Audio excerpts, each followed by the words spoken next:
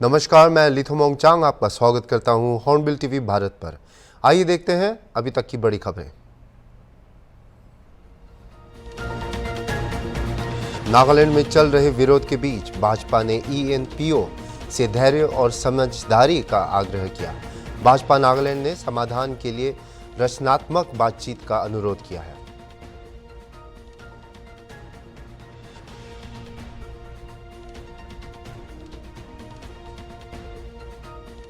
कांग्रेस ने दावा किया है कि बीजेपी सरकार ने महिलाओं के नाम पर महतारी वंदन घोटाला किया है। 68 लाख लाभार्थियों की जगह सिर्फ 25 लाख को मिला योजना की सहायता।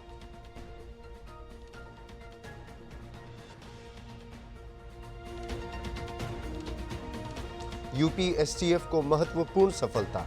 उत्तर प्रदेश पुलिस भर्ती परीक्षा के पेपर लीक करने वाले गिरोह का एक सदस्य गिरफ्तार।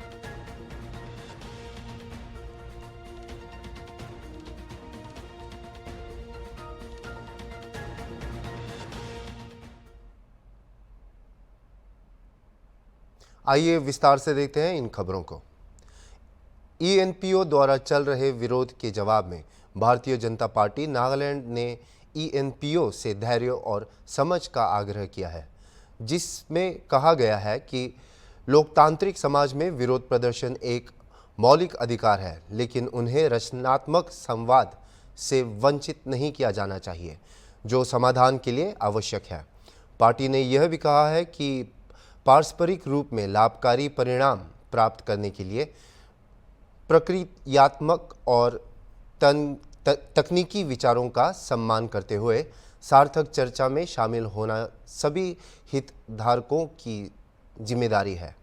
इससे पहले अपील पत्र में पार्टी ने तुइनसांग में प्रधानमंत्री नरेंद्र मोदी, केंद्रीय गृह मंत्री अमित शाह और भाजपा के राष्ट्रीय अध्यक्ष JP नड्डा के पुतले जलाए जाने पर खेद व्यक्त किया है और कहा है कि इस तरह की हरकतें दुर्भाग्यपूर्ण, अनावश्यक हैं और इससे कोई लाभ नहीं होगा, विशेषकर ऐसे समय में जब केंद्रीय नेताओं द्वारा पूर्वी नागालैंड की चिंताओं को दूर करने के लिए गंभीर प्रयास किए जा रहे हैं।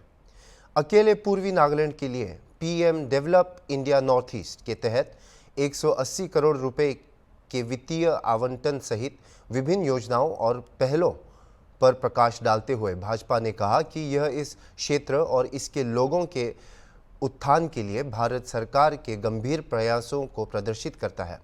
पार्टी ने यह भी आशा व्यक्त की है कि PM मोदी और केंद्रीय गृह मंत्री के तहत केंद्र पूर्वी नागालैंड की चिंताओं को दूर करने और पारस्परिक रूप से सहमत और व्यावहारिक सकारात्मक परिणाम प्राप्त करने के लिए अपने समर्पण में अटूट हैं।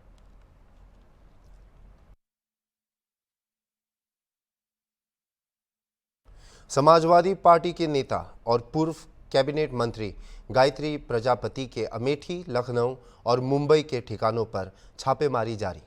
अमेठी के आवास विकास कॉलोनी और गंगागंज मोहल्ले में छापेमारी हुई है। इससे पहले ED 8 से अधिक मामले में करोड़ों की संपत्ति कर चुका है जब्त। जानकारी के मुताबिक ED के कई अधिकारी घर के अंदर मौजूद हैं। गायत्री प्रजापति की पत्नी महाराजी देवी और छोटा बेटा अनुराग प्रजापति भी घर के अंदर मौजूद हैं। गायत्री के महिला मित्र गुड्डा देवी के घर भी ED ने छापा मारा है। अमेठी के आवास विकास कॉलोनी और गंगागंज मोहल्ले में छापेमारी हुई है।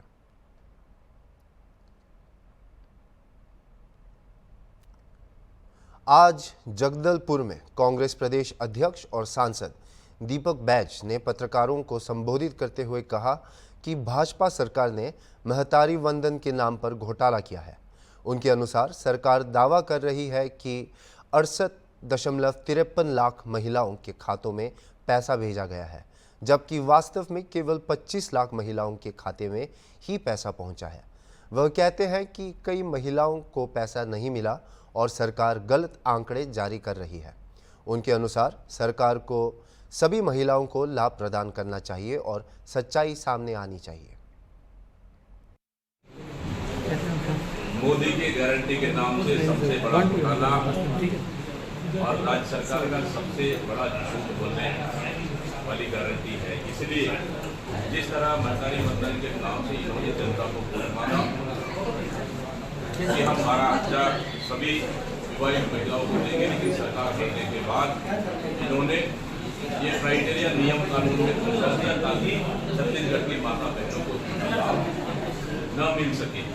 नंबर 1। नंबर 2, जब दिसंबर में सरकार बनी और दे रही मार्च का 3 महीने का पैसा क्यों नहीं दे रही है महतारी वंदन योजना का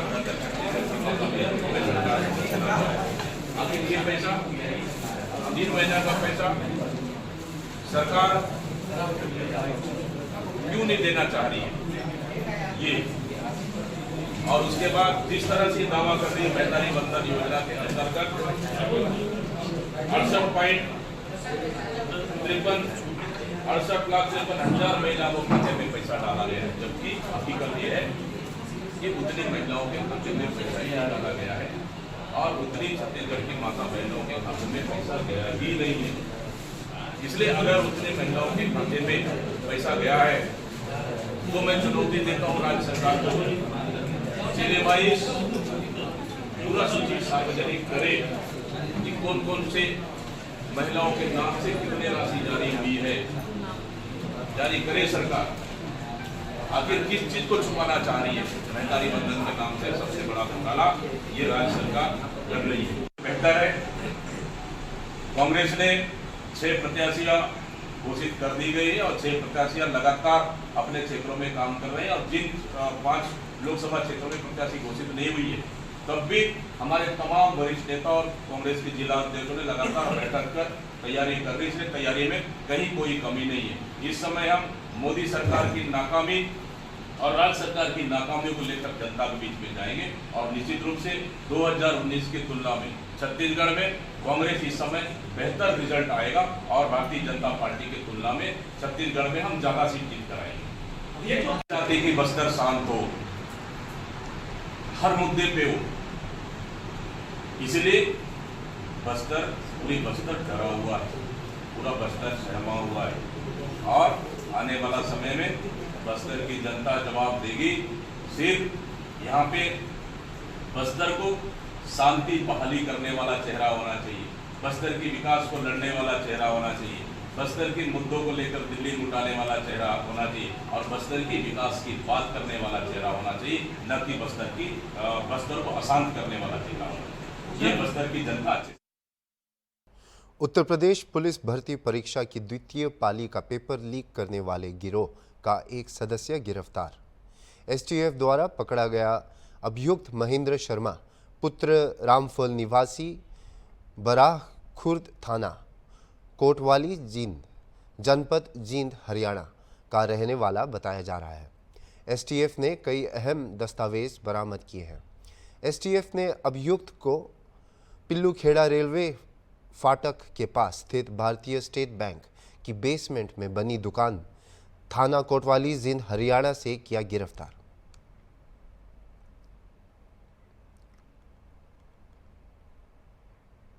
भारतीय राजनीति में अजात शत्रु कहे जाने वाले पूर्व प्रधानमंत्री भारत रत्न दिवंगत अटल बिहारी वाजपेयी की प्रतिमा आज अनावरण किया गया। उप मुख्यमंत्री ब्रजेश पाठक ने इस प्रतिमा का अनावरण किया। पूर्व निर्धारित कार्यक्रम के अनुसार आज दोपहर 2 बजे लालबाग चौराहा पहुंचे। वहां पर स्थापित अटल प्रतिमा का सांसद राजेश वर्मा संघ अनावरण किया। इससे पूर्व दोपहर 1 बजे राजकीय इंटर कॉलेज में बने हेलीपैड पर उतरे। इसके बाद जिला अस्पताल में स्वास्थ्य विभाग के अधिकारियों के साथ स्वास्थ्य सेवाओं की समीक्षा की गई। वहीं प्रतिमा के अनावरण के बाद आवास विकास कॉलोनी में पूर्व प्रधानाचार्य डॉक्टर अरुण कुमार त्रिवेदी व कन्हई लाल के आवास पर जाकर उनकी कुशल क्षेम जानी गई। इसके बाद दोपहर 3 बजे लखनऊ के लिए प्रस्थान हुए।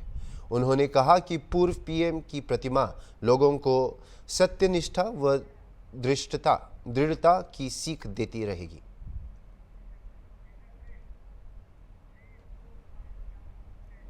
लौटते हैं एक छोटी सी ब्रेक के बाद। ब्रेक के बाद आपका स्वागत है। आइए देखते हैं आगे की खबरें। कोरबा सिविल लाइन थाना क्षेत्र में भालू सटका में रहने वाले श्यामलाल 60 वर्षीय बुजुर्ग की संदेहास्पद मौत की सूचना मिलने पर मौके पर पुलिस और फॉरेंसिक टीम पहुंचकर जांच कर रही है। घटना दोपहर की होने की आशंका जताई जा रही है। देर शाम तक पुलिस को सूचना दी गई। सर में गंभीर चोट से मौत होने का अंदेशा है और सर में लगे चोट से अधिक खून बह जाने के कारण मौत होने की संभावना जताई जा रही है। पोस्टमार्टम रिपोर्ट आने के बाद ही स्पष्ट हो पाएगा कि हत्या है या दुर्घटना। सर बताएंगे अभी क्या घटना हुई थी?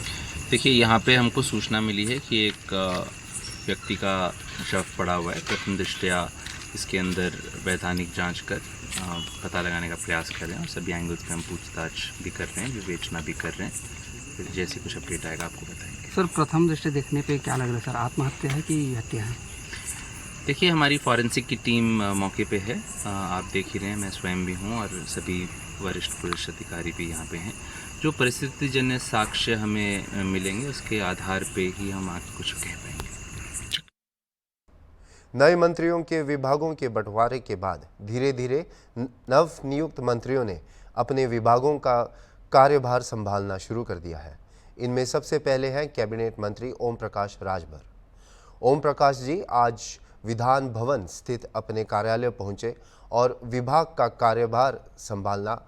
ओपी राजभर के पास पंचायती राज्य विभाग और अल्पसंख्यक कल्याण जैसे अहम विभाग हैं। मंत्री राजभर ने आज से ही इस बात पर मंथन शुरू कर दिया है कि इन विभागों का कैसे कायाकल्प किया जा सकता है। विभाग का कार्यभार संभालते ही कैबिनेट मंत्री ओम प्रकाश राजभर ने हॉर्नबिल टीवी संवाददाता अनूप चौधरी से बातचीत में अपनी प्राथमिकताएं बताई। पीएम मोदी और मुख्यमंत्री योगी आदित्यनाथ के सपने को कैसे पूरा करेंगे ओम प्रकाश राजभर, सुनिए उन्हीं की जुबानी। कैबिनेट मंत्री ओम प्रकाश राजभर जी हमारे साथ, उनसे बात करेंगे। सर पहले तो आपको बहुत बहुत बधाई। 2 महत्वपूर्ण विभाग है, पंचायती राज भी है और अल्पसंख्यक में। क्या विभाग की प्राथमिकताएं क्या रहेंगी? पहला तो सवाल ये। पहले तो धन्यवाद आपको। लंबी प्रतीक्षा है, आप लोग भी सवाल आप लोगों के ख़त्म हुए। और पहले तो हम देश के प्रधानमंत्री माननीय नरेंद्र मोदी जी को, देश के गृह मंत्री माननीय अमित शाह जी को और उत्तर प्रदेश के मुख्यमंत्री माननीय योगी आदित्यनाथ जी को धन्यवाद देता हूं कि आपने हमारे ऊपर विश्वास जताया है। आप लोगों ने, हम उस विश्वास पर खरा उतरने का पूरा प्रयास करेंगे। और दोनों विभाग अब तक क्या हुआ उसको हम आगे और विकास के रास्ते पर ले जाने के लिए हम कटिबद्ध हैं। ग्राम पंचायतों को डिजिटल किया जा रहा है, उसको भी शहरों की तरह, शहरी निकायों की तरह चमकाया जा रहा है। जाहिर सी बात है आपका और फोकस होगा। बिल्कुल होगा। मैंने चार्ज नहीं लिया, मैंने कल ही चिट्ठी जारी किया दोनों विभागों को और आज फाइल दोनों विभागों की तलब भी किया हूँ। कुछ कागज आ गए उसी संबंध में कि बेहतर कैसे किया जाए।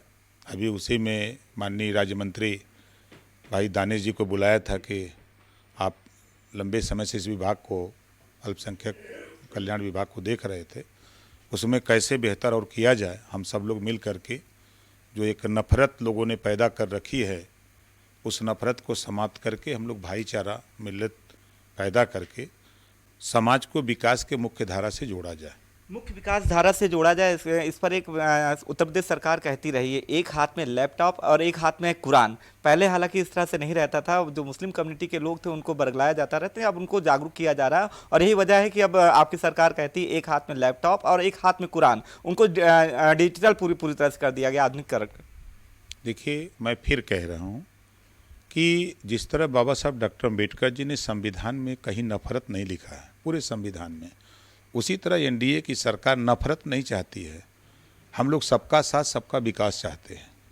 उसमें विपक्ष के लोग जो भूमिका अदा कर रहे हैं, नफरत की बात कर रहे हैं, हम नफरत को ही ख़त्म करके हम भाईचारा पैदा करना चाहते हैं, मिल्लत कायम करना चाहते हैं, अमन चैन चाहते हैं कि हम सब लोग मिल कर के विकास के रास्ते पे चलें अच्छी शिक्षा, अच्छा स्वास्थ्य, रोजगार, नौकरी कैसे मिले। प्रदेश में जो योजनाएं, देश में केंद्र की, प्रदेश की जो योजनाएं हैं गरीबों के कल्याण के लिए, वो योजनाएं सबके दरवाजे तक पहुँचे, इसके लिए हम लोग कटिबद्ध हैं। यानी एक हाथ में लैपटॉप और एक हाथ में जो कुरान का जो फंडा है, एजेंडा है, आपका मुद्दा है, उसको और आगे बढ़ाएंगे। बिल्कुल बढ़ेगा भाई। सरकार की तो यही मंशा है कि जो मदरसे में अब लैपटॉप, तकनीकी शिक्षा भी वहाँ हो, वहाँ मैथ भी पढ़ाया जाए, हिंदी भी पढ़ाया जाए, ताकि वो बच्चे आगे निकल करके फिर अच्छी शिक्षा हासिल करके वो भी विकास के मुख्य धारा में जुटे। अच्छा, आखिरी सवाल ये है, अब तो सब कुछ अच्छा हो गया है, तो क्या लगता है जो सरकार का, जो यूपी सरकार का जो लक्ष्य भारतीय जनता पार्टी का, यूपी की 80 और पूरे देश में 400 पार, क्या लगता है वो यूपी में ये लक्ष्य आप लोग? देखिए, 2 प्रदेश को तो हम अच्छी तरह पढ़ रहे हैं, यूपी और बिहार। यूपी में 80 की 80 सीट जीतेंगे, बिहार में 40 की 40 जीतेंगे। जो लक्ष्य उत्तर प्रदेश के मुख्यमंत्री माननीय योगी आदित्यनाथ जी का है, उस लक्ष्य की पूर्ति के लिए हम एनडीए के साथी सभी लोग मिलकर के माननीय मुख्यमंत्री जी के सपने को साकार करेंगे। 80 यहाँ जीतेंगे और बिहार की 40 जीतेंगे और देश में 400 प्लस सीटें जीत करके इतिहास कायम करेंगे। बिल्कुल, आप ओम प्रकाश राजभर जी हैं, जिनका साफ कहना है भारतीय जनता पार्टी का जो दावा है यूपी की 80 और पूरे देश में 400 पार का, वो लक्ष्य इनके सहयोग से ये पूरी कोशिश करेंगे कि वो लक्ष्य को आसानी से पूरा किया जा सके। वीडियो जर्नलिस्ट अनिल सैनी के साथ अनूप चौधरी, हॉर्नबिल टीवी, लखनऊ। आज बहुजन समाज पार्टी ने अयोध्या से चुनावी प्रत्याशी की घोषणा की। बसपा ने सच्चिदानंद पांडे को प्रत्याशी बनाया है, जो पहले अंबेडकर नगर से भाजपा से टिकट की जुगत में थे। नागरिकता संशोधन कानून से किसी की नागरिकता नहीं जाने वाली है, बल्कि इस कानून से बांग्लादेश, पाकिस्तान और अफगानिस्तान से आने वाले शरणार्थियों को भारतीय नागरिकता मिलने का रास्ता साफ हो गया है। ये बातें उत्तर प्रदेश राज्य के अल्पसंख्यक मंत्री दानिश आज़ाद अंसारी ने हॉर्नबिल टीवी संवाददाता अनूप चौधरी से खास बातचीत में कही। मंत्री दानिश आज़ाद अंसारी ने भी लोगों से अपील की है कि वे किसी भी तरह की अफवाहें से न डरें। उन्होंने और भी कई बातें अनूप चौधरी से साझा की हैं। उत्तर प्रदेश सरकार के मंत्री दानिश आज़ाद अंसारी जी हमारे साथ मौजूद हैं, हम उनसे बात करेंगे। सर, जिस तरह से नागरिकता संशोधन कानून जो है लागू किया गया है पूरे देश में, कुछ एक राज्य इसको मानने से इनकार कर रहे हैं। हालांकि मुख्यमंत्री योगी आदित्यनाथ इस कानून को लेकर लोगों से अपील भी कर रहे हैं, और चाहे राजनाथ सिंह हो या मुख्यमंत्री जी, लोगों से अपील कर रहे हैं यह कानून जो है किसी की नागरिकता छीनेगा नहीं, बल्कि नागरिकता देगा। फिर भी लोग भ्रम फैला रहे हैं। देखिए, सीए के बारे में हमारी केंद्र सरकार ने स्पष्ट किया, मोदी सरकार ने स्पष्ट किया कि ये नागरिकता देने का कानून है। सीए से देश के किसी भी नागरिक की नागरिकता नहीं छीनी जा सकती। उसमें साफ अमेंडमेंट, उसमें लॉ में कहीं है ही नहीं ऐसा। कुछ ऐसे दल हैं, कुछ ऐसे नेता हैं जो जानबूझ के समाज को भ्रमित करके अपनी राजनीतिक रोटियां सेकना चाहते हैं, लेकिन अब उनका भ्रमजाल चलने वाला नहीं है। देश की समाज, हमारा समाज जागरूक है, सजग है और जानता है कि सीए से देश का विकास होगा। सीए नागरिकता देने का कानून है। समाज के लोगों को क्या अपील करना चाहेंगे आखिर? समाज के लोग बहुत जागरूक है, उनको अपील करने की जरूरत नहीं। आज अल्पसंख्यक मुस्लिम समाज जागरूक है, अपना भला बुरा जानता है, समझता है। वो जानता है कि सीए से देश का विकास होगा, सीए से नागरिकता के रास्ते खुलेंगे। जो ऐसे लोग जो परेशान हैं, जो शोषित हैं, जो पीड़ित हैं, उनके लिए सुलभता होगी। तो निश्चित तौर पे सीए का सबने स्वागत किया है। जाहिर सी बात है, आप दानिश आज़ाद अंसारी हैं, जिनका साफ कहना है कि सीए से किसी की नागरिकता छीनी नहीं जाएगी, प्रचलित नागरिकता दी जाएगी, और ये फैसला, ये जो कानून है, इसका स्वागत करते हैं वो। वीडियो जर्नलिस्ट अनिल सैनी के साथ अनूप चौधरी, हॉर्नबिल टीवी, लखनऊ।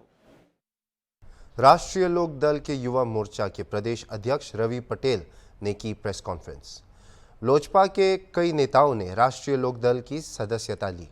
रवि पटेल ने कहा कि चौधरी चरण सिंह की विचारधारा, चौधरी अजीत सिंह के संघर्ष और जैन चौधरी के नेतृत्व को प्रदेश ही नहीं, देश का नौजवान स्वीकार कर रहा है। कई संगठनों के लोग जयंत चौधरी के विचारधारा से प्रेरित होकर राष्ट्रीय लोक दल की सदस्यता ले रहे हैं।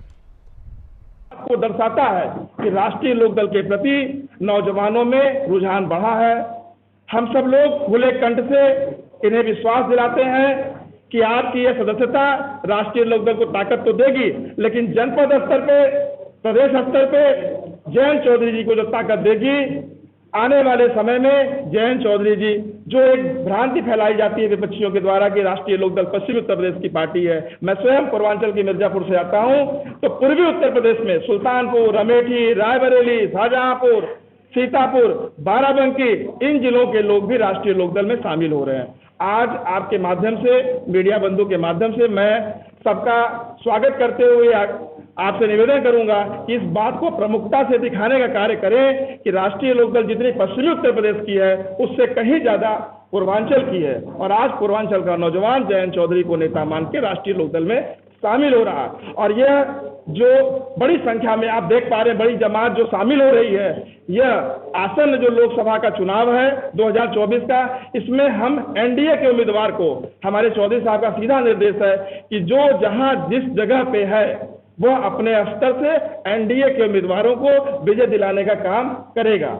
ये ज्वाइनिंग इस बात का द्योतक है कि 2024 में जो संकल्प है आदरणीय जयंत चौधरी जी का कि उत्तर प्रदेश की 80 की 80 लोकसभा सीटें हम जीतेंगे, और जो आदरणीय मोदी जी का संकल्प है कि अब की बार 400 पार, उसको भी चरितार्थ करने का काम हम युवा लोक दल के कार्यकर्ता प्रत्येक स्तर पर लग करके कराने का काम करेंगे। शेष आप अगर कुछ पूछना चाहे तो पूछ सकते हैं। जी कह दिए सामने से हम लेकर के आ रहे हैं, तो आप बता रहे लोग भेजेंगे आपको, कैसे देखते हैं? देखिए, कुछ दावे करने के लिए होते हैं, जो अपने मित्रों को समझो नहीं पा रहे हैं, उन्हें उनके दावे कहीं से विश्वसनीय नहीं लगते हैं। अगर हम इस बात को कहते हैं कि हम अब की 80 की 80 जीतेंगे, तो हमारे दावे में एक जिम्मेदारी का बोध है, और उनके दावे में तो ये भी नहीं है कि उनके घटक रोज टूट रहे हैं। इंडिया गठबंधन के घटक रोज बिदक रहे हैं और टूट रहे हैं। अब तक तो उनका कॉन्सेप्ट भी क्लियर नहीं है कि किस इशू पे चुनाव लड़ेंगे, उनका मुद्दा क्या होगा। देखिए, निश्चित तौर पे इस बात में कोई दो राय नहीं है कि आदरणीय मोदी जी का नेतृत्व देश में एक मजबूत विकल्प है, जो देश को विकसित करने की ओर अग्रसर है। और आज हम एनडीए के घटक हैं। हमारे नेता चौधरी जयंत सिंह साहब ने जो निर्णय लिया है, उसके साथ हम खड़े हैं। ये इतनी बड़ी जमात इस बात का परिचय है कि यह युवा अब तक उड़ाई ले रहा है, और यह निश्चित तौर पे राष्ट्रीय लोकदल के माध्यम से एनडीए को मजबूत करने का ही काम करेगा। जहाँ पे ऐसे माहौल बना हुआ, सीसीआई लागू कर दिया है, और जो है कहीं ना कहीं आपको मुसलमानों के अंदर भी, कैसे देखते हैं सर? देखिए, मुस्लिम भाइयों को हम समझाएंगे अपने कार्यकर्ताओं के माध्यम से, CAA कोई बुरी बात नहीं है, नागरिकता। पुलिस और एसओजी टीम की संयुक्त कार्यवाही में 5 शातिर आरोपियों को मझौला थाना क्षेत्र के गागन से किया गया गिरफ्तार। पकड़े गए सभी आरोपी युवा और उनके पास से पुलिस ने 1 किलो चरस बरामद की। पकड़े गए चरस की कीमत 30 लाख रुपए बताई जा रही है। आरोपियों के पास से पुलिस ने 3 पिस्तौल, 6 मैगजीन, तमंचा और कारतूस भी बरामद किए। पकड़े गए आरोपियों पर दर्ज है कई मुकदमे। देखिए, आप सभी को जानकारी है कि निकट भविष्य में लोकसभा के चुनाव संभावित है, और इसी को लेकर पूरे जनपद में जो अवैध शस्त्र हैं इनके खिलाफ कार्रवाई की जा रही है। इसमें हमारी एसओजी टीम और थाना मझौला की टीम, एसपी सिटी साहब, एसपीसीओ सिविल लाइन, इनके नेतृत्व में काम किया गया, जिसमें आज 5 लोगों को गिरफ्तार किया गया। एक अर्जुन सिंह पुत्र सुभाष सिंह है, ये थाना भगतपुर के रहने वाले हैं। एक मोइन खान है, जो कि अगवानपुर थाना सिविल लाइन के रहने वाले हैं। एक वरुण ठाकुर हैं, ये मझौला के रहने वाले हैं। और मोहम्मद आसिफ और उबैद मिर्जा, ये दोनों अगवानपुर थाना सिविल लाइन के रहने वाले हैं। और इन 5 लोगों के पास से आज टोटल 3 32 बोर की जो पिस्टल हैं वो बरामद हुई है, और 6 मैगजीन इनके पास से मिली है, और 9 इसमें कार्टेज मिले हैं। इसके अलावा 2 315 बोर के तमंचे और 8 कार्टेज इसमें मिले हैं। एक 12 बोर का तमंचा मिला है, और 2 इनके पास से कार्टेज मिले हैं। 4 मोबाइल मिले हैं। करीब 1 केजी इनके पास से चरस की बरामदगी हुई है, और करीब 15,800 के आसपास में इनके पास से रुपए मिले हैं। और इन लोगों के पूर्व में भी आपराधिक इतिहास रहा है।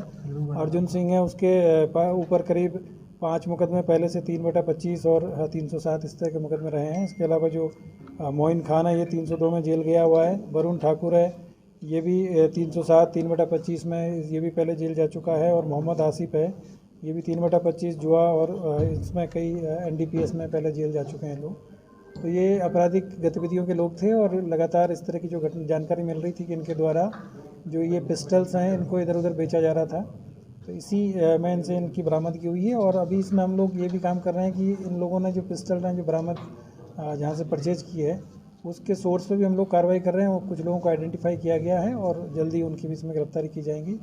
और इस तरह के जो लोग हैं जो कि अवैध असले का और अवैध शस्त्रों का जो व्यापार करते हैं उन सब के खिलाफ में सख्त कार्रवाई चुनाव के दौरान की जाएगी, जिससे कि किसी प्रकार की कोई आगे कोई भी घटना ना हो और कानून व्यवस्था की स्थिति पैदा ना हो। सर ये ड्रग्स जो बरामद किया गया इसकी कीमत कितनी होगी सर? इसका अभी इसकी जो क्वांटिटी है वो करीब 1 kg के आसपास में है और इसके बारे में हम पता कर रहे हैं कि इसकी जो आज की डेट में जो मार्केट रेट इसकी क्या है, तो उसकी जानकारी करके इसमें आगे की इसमें कार्रवाई की। सर कुछ पिस्टल्स के बारे में बता दीजिए, पिस्टल्स किस कंपनी के, कुछ जानकारी मिली है? देखिए ये कंट्री मेड हैं लोग, मतलब जो ये लोकल बनाई हुई पिस्टल्स हैं अलग अलग तरीके से। तो 3 पिस्टल्स हैं जिसमें करीब 6 मैगजीन भी है और ये ऑटोमेटिक पिस्टल्स हैं और इनके करीब 9 कार्टेज भी इनके पास से मिले। ये भी जानकारी मिल रही थी कि कार्टेज भी बेचने का काम करते थे और पिस्टल्स भी इनके द्वारा बेची जा रही थी। ठीक है, थैंक यू। अभी तक के लिए इतना ही और खबरों के लिए देखते रहिए हॉर्नबिल टीवी भारत।